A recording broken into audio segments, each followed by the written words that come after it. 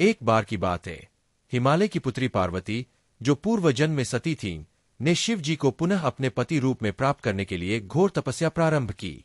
वर्षों तक उन्होंने कठोर साधना की, तप की अग्नि में अपने शरीर को तपाया और अंत में शिव जी प्रसन्न हुए। जब शिव जी पार्वती के सामने प्रकट हुए, उन्होंने देखा कि पार्वती केवल उन्हें प्राप्त करने की इच्छा से नहीं, बल्कि उनके साथ पूर्ण एकत्व की भावना से तप कर रही थीं। पार्वती चाहती थी कि वे केवल शिव की पत्नी न बने, बल्कि उनके साथ सृष्टि, धर्म और योग का समरस रूप बने। शिव जी ने पार्वती की इस भावनात्मक और आध्यात्मिक समर्पण को समझा और उसे सम्मान दिया। उन्होंने कहा, हे देवी, तुम केवल मेरी अर्धांगिनी नहीं, मेरी शक्ति हो। तुम मेरे बिना अधूरी नहीं, मैं तुम्हारे बिना अधूरा हूं।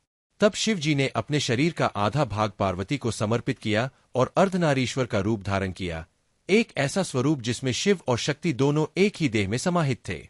यह रूप किसी परंपरागत विवाह से कहीं अधिक था। यह ब्रह्मांडीय एकता और शक्ति का प्रतीक था। इस रूप को देखकर सभी देवता चकित रह गए।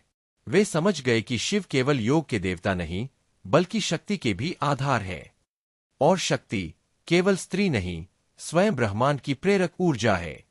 यह कथा दर्शाती है कि अर्धनारीश्वर का स्वरूप केवल शिव और पार्वती का मिलन नहीं, बल्कि ब्रह्मांडीय सत्य का उद्घाटन है कि स्त्री और पुरुष दोनों मिलकर ही संपूर्णता की ओर अग्रसर हो सकते हैं। न कोई ऊंचा है, न कोई नीचा, दोनों का अस्तित्व एक दूसरे में समाहित है। यही सच्ची एकता है।